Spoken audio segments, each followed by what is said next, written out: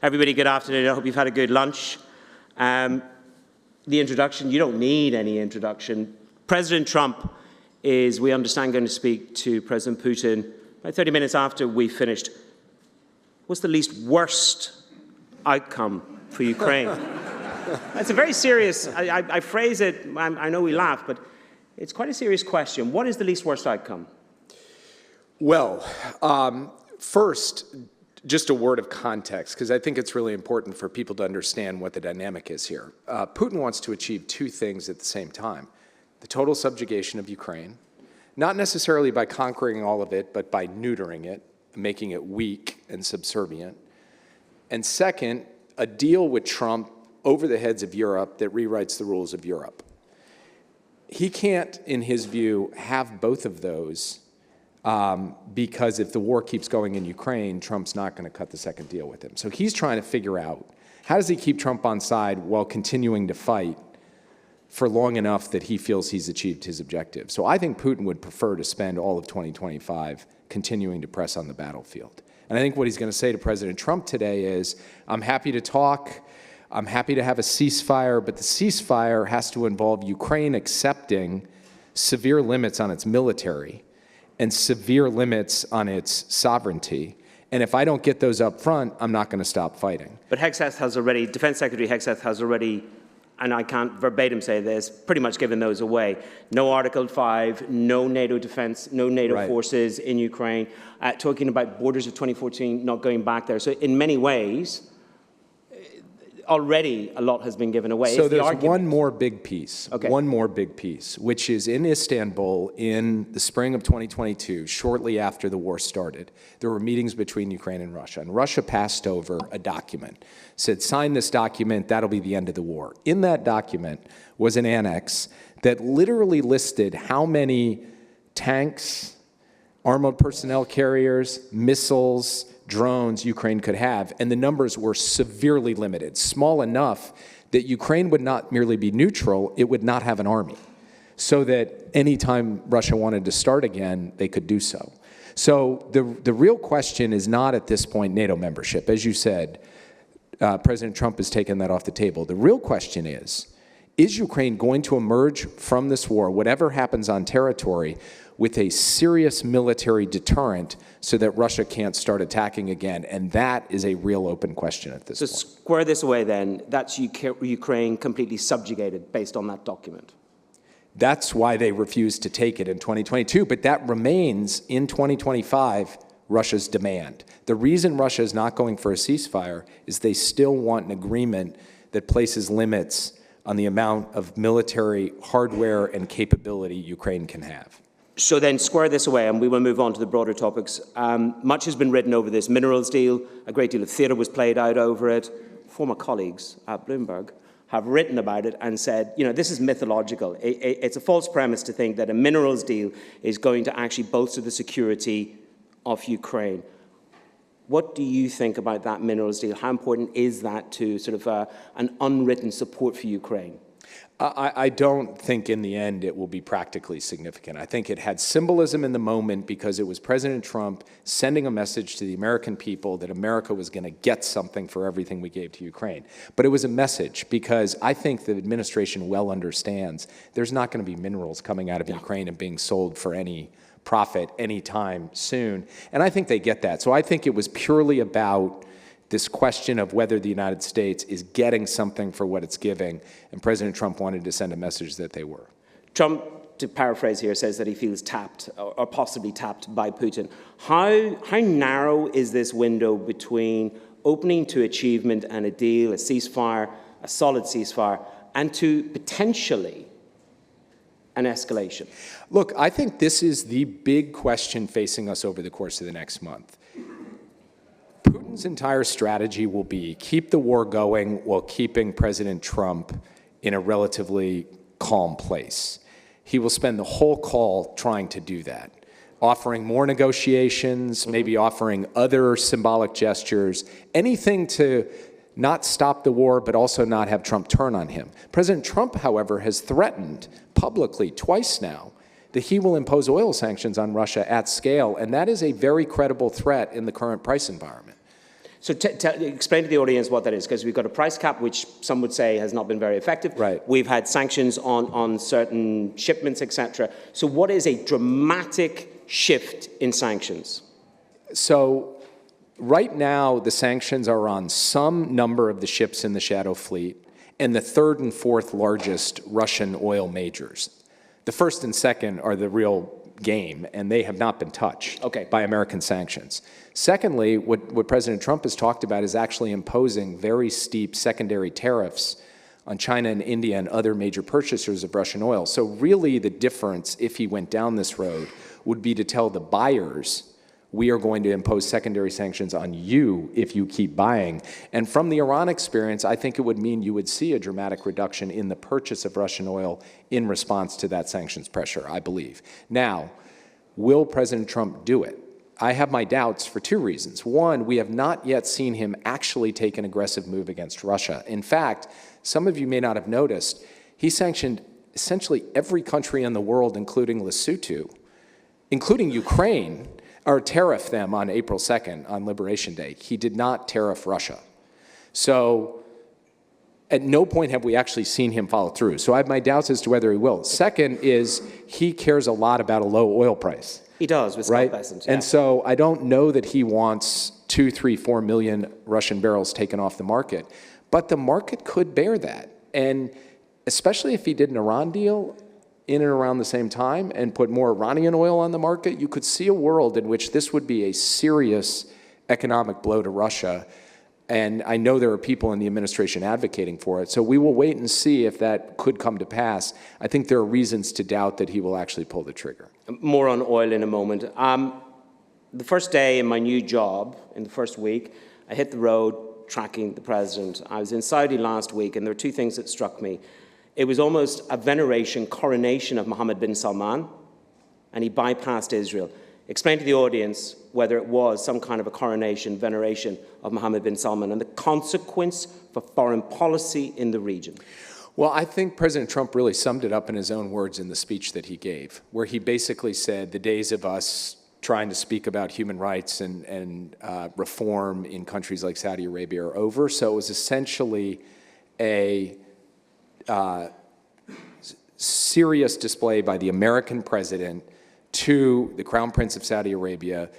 We are buying in to what you are selling foursquare and wholesale. So we have bought basically your vision of sovereignty, and we have bought your vision of where you want to take your country, and the United States of America is going to lift you up as a special leader in the region and in the world. And I think for President Trump, that really is about the personalized nature of his foreign policy. He's decided to make a huge bet on this guy going forward and thinks that it will end up redounding to the benefit of the United States. He bypassed physically Israel and politically, some would say. Consequence of that, what's the takeaway from that? Look, I think at this point, Israel is destabilized by what President Trump has done on multiple fronts. He cut a deal with the Houthis that has the Houthis not firing at American ships, but reserving the right to fire at Israel, which they are continuing to do nearly every day, and at Israeli-linked ships in the Gulf. So basically, he said, I'm going to do my own deal, leave Israel to defend itself. He negotiated directly with Hamas to free an American prisoner. He is negotiating directly with Iran, despite entreaties from Israel not to do so. And then, when he shows up in the UAE, Saudi, and Qatar and bypasses Israel, he's sending a message and saying the new Middle East is being written without Israel at the table. And that's sending a message to Bibi and everyone around him that President Trump's not going to wait around to get Bibi on the same page as him. He's going to move, and if Bibi wants to get on the same page, he's going to have to move pages to President Trump's page. I neglected to mention one more thing, which is the direct meeting with al-Shara, which I think made the Israelis quite uncomfortable, and the full lifting of sanctions. So this whole suite of steps, all in very rapid-fire fashion, all with a single clear message. You're going to keep doing what you're going to do in Gaza. As Witkoff said, we're not going to do much about that. But as it goes for the rest of the region, the United States of America has moved on from close coordination with Israel. The more one pushes a political leader in that region into a corner like Bibi Netanyahu, you raise the risk factor dramatically. Do you think there's a shift in the balance of power here between Arab power in ascendance and Israeli dominance that we have had for a long time?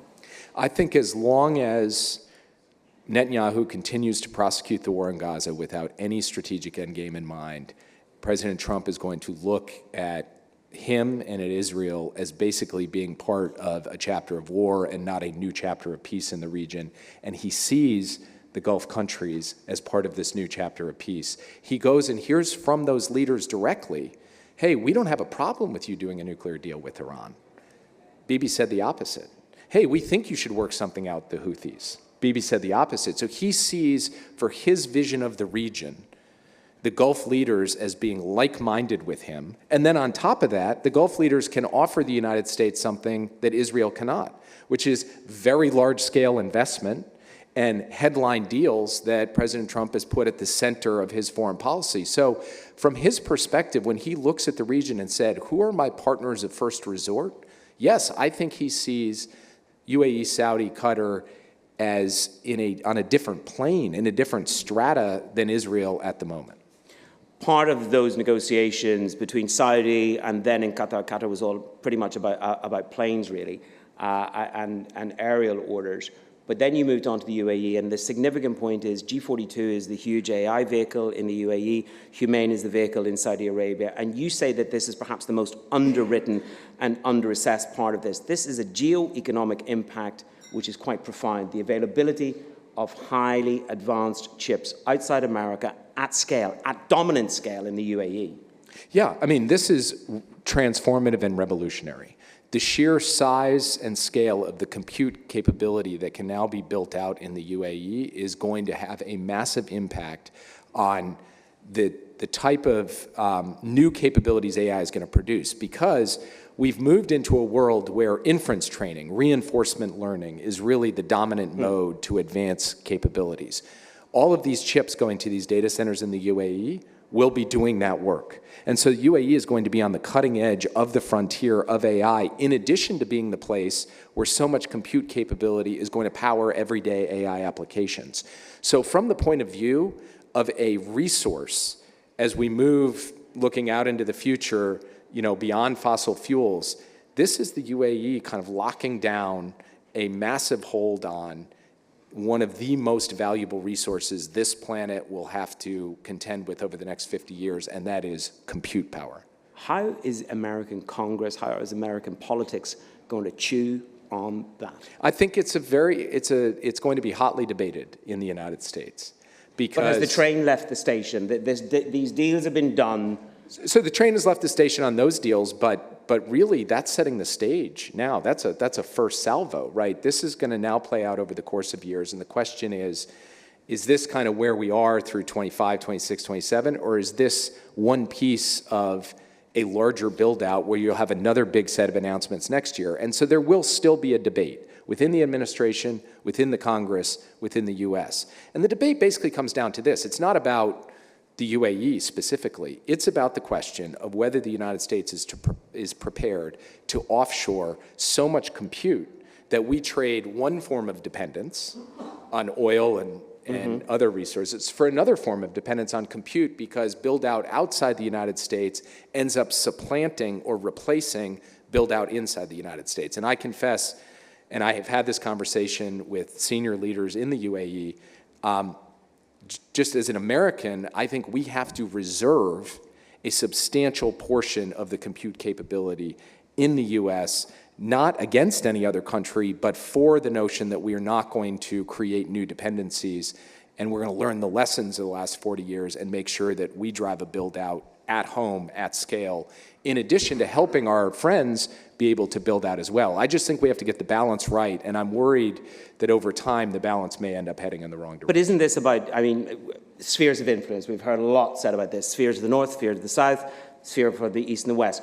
The message that I took away, which was, here's our tech, you have access, you can build. Yes, China can use it, but you're in our sphere of influence, and we want you to deepen those security relationships so that we can control, to a certain extent, the usage of this AI, this powerful AI. And that's actually, that's a good trade for both. Well, just to be clear, when I was National Security Advisor, we started this effort at a very high level with the UAE in the G42 Microsoft deal on exactly this theory. Replace Huawei with a Microsoft backbone, join our technology ecosystem to our mutual benefit.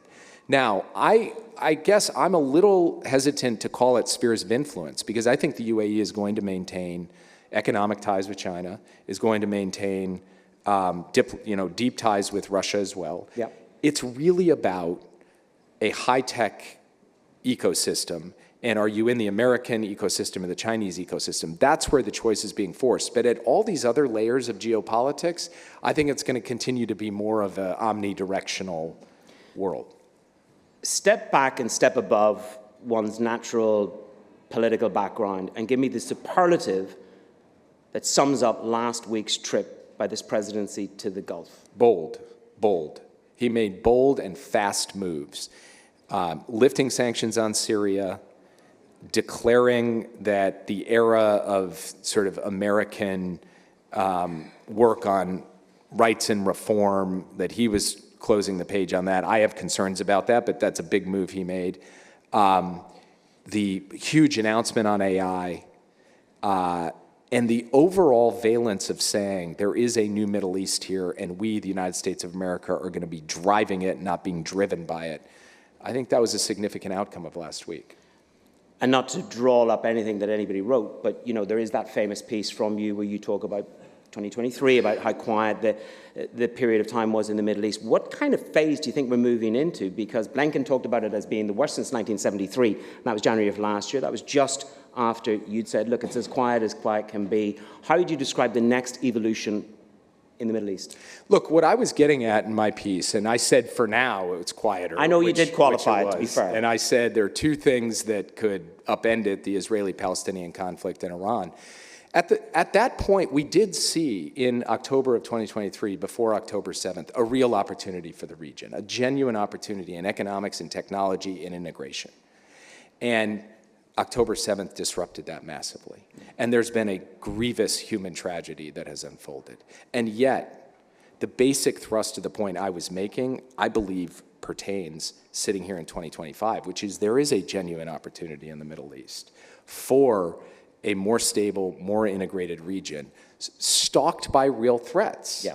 And those real threats are within states, like within Syria. They're across states, like from Iran. The Houthis, I think, remain a very serious challenge. So they're real threats. And so I'm not, trying to gloss it, but I believe deeply that there are currents running in the Middle East after 20 years of invasions, civil wars, revolutions, more civil wars, an ISIS caliphate popping up across two countries in the heart of the Middle East. All of that occurred in the period, basically between 2001 and 2020. Over the last few years, this severe disruption of October 7th and all the pain and horror that it's wrought, I think has not wrought the end of the possibility that the region can move forward in a really fundamental way. To move forward in a fundamental way will involve a deal with Iran. As you said, whether Bibi Netanyahu is at that table or not is another discussion. Do you think Iran's ready to really do a deal, given where they are in their capacity on nuclear enrichment? I believe they're ready to do a deal. I believe they're ready to be flexible in doing a deal, largely because of their weakness, the weakness of their economy, the weakness of their military, the basic loss of their main proxy, Hezbollah, which was what they could threaten to use. But, and this is critical, I do not believe Iran is prepared to completely dismantle its nuclear program, meaning it will not entirely give up enrichment. And that means if President Trump wants to do a deal, he has two choices. One is to accept some low level of enrichment, like the JCPOA did, or the second is just to do an interim deal where you punt the question. You put some limits on Iran's program, you give some modest sanctions, you have a framework, and you never actually resolve that. I think that second approach is likely to be what we see. Some kind of framework agreement, and then they negotiate indefinitely and never quite answer the question of the long-term future of Iran's nuclear program. Let's kick it into the long grass, so to speak. When we caught up, you said the one thing to be aware of is any deal on Iran. I mean, there's been virtual fealty towards this administration, whether it's on DOJ or whether it's on immigration, et cetera. But the one area that you think could challenge or split the GOP is a possible Iran deal. Talk me through what that is, or what you mean by that. So Steve Witkoff came out and described a deal a few weeks ago very similar to the Iran nuclear deal. Iran gets to keep some low level of enrichment for civilian purposes. There'll be heavy inspections and sanctions relief. And the Republican Party went crazy. And very senior Republican officials went out and were quite vocal in a way they have been on almost no other issue to say that is not acceptable. That led President Trump actually to repudiate Steve Witkoff and to say, I am only for complete dismantlement.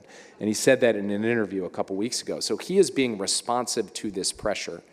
Now, in the end, the reality is there isn't a deal with complete dismantlement, and President Trump wants a deal.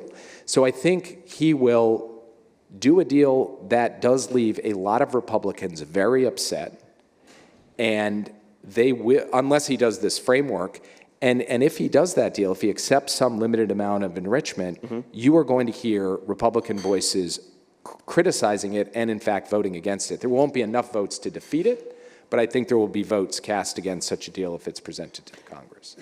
You've mentioned and you referred the JCPOA a number of times there. Obviously, you were part of that negotiation. Some would say in the countries that I live in and have visited, the Arab states were blocked. Given everything that you have experienced, both in private negotiations and in public negotiations, what is the advice piece that you give to this Trump administration? Because it will split over this very question. Don't rush. My main piece of advice would be doing an interim deal makes sense so that it buys you time to really negotiate and to continue to squeeze and to continue to show Iran you've got staying power. You're not just racing to get a deal. Take your time.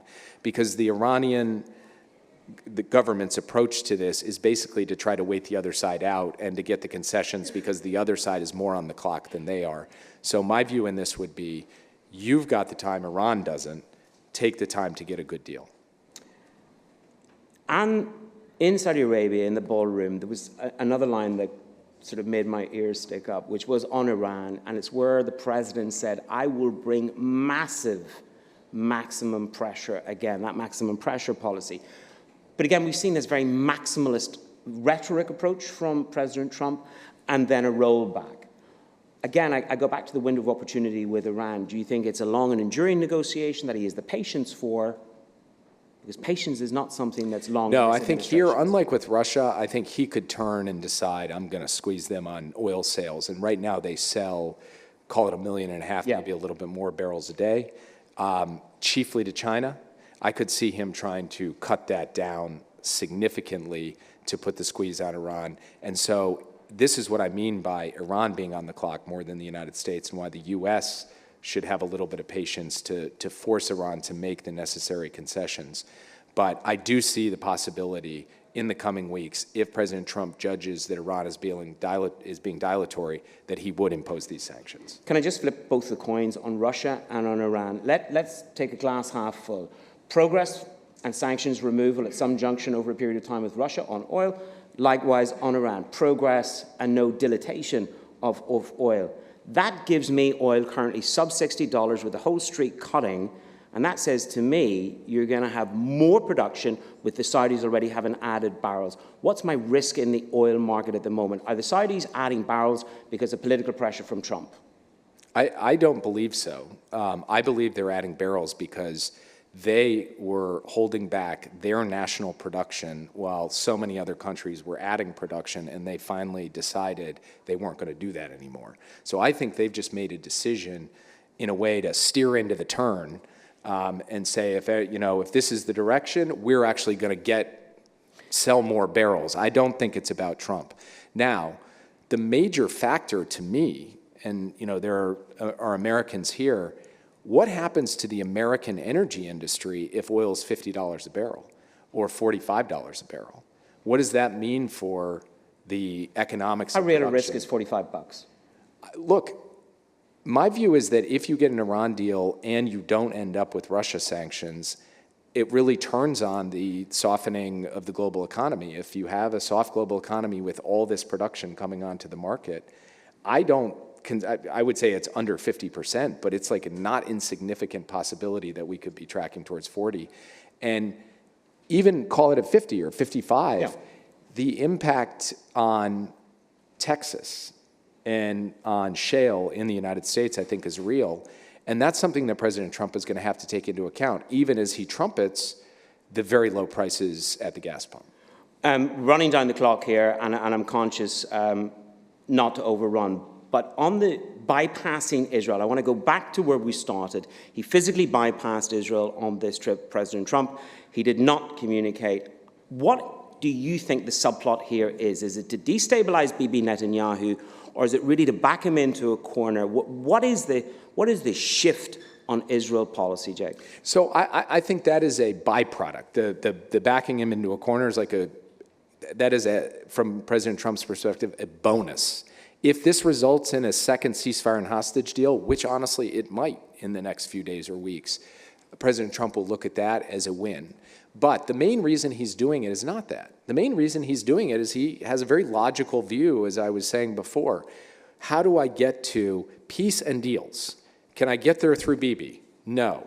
Can I get there through direct communication? MBS, with Sheikh Mohammed in the UAE, with the Emir of Qatar? Can I do that? Yes. Well, I'm going to go do that. And then if Israel has an objection in Syria or Iran or Yemen, well, to heck with it, because I'm on the peace train. If they're not on the peace train, then they're standing at the station. I think it's really kind of as simple as that, which means it's not structural. It's not like he is deciding he doesn't care about the U.S.-Israel relationship. It's situational. And if Israel repositioned, which maybe they will, because they're seeing that the effects of this approach they've taken on U.S. policy, you could have a very healthy and robust U.S.-Israel relationship going forward.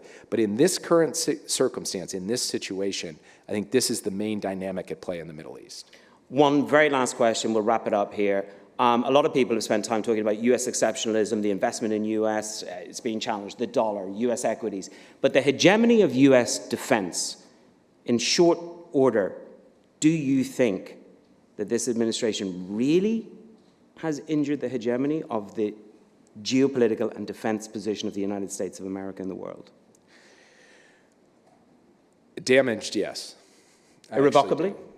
Well, when you say irrevocably, I think one thing is probably irrevocable, which is Europe, the transatlantic alliance. I think the Europeans are not going to just snap back to the same habits from before. The relationship will have changed. Now, does that mean it'll be a bad relationship going forward? No, it does not have to be. Not in this administration or in future administrations. Does it mean it will be different? I do think so, and in ways that, to a certain extent, soften the foundations of the transatlantic defense alliance. And that I think is not a good development, but I think it's a reality. And going forward, the United States and Europe are going to have to come to some other understanding across defense, technology, energy, economics, and other areas. Of course, we're still going to be good friends and have a lot in common, but it's going to be a different situation going forward than it was in the past because of how things have unfolded over the course of the first few months. Jake Sullivan, thank you very much for joining us. Thank you.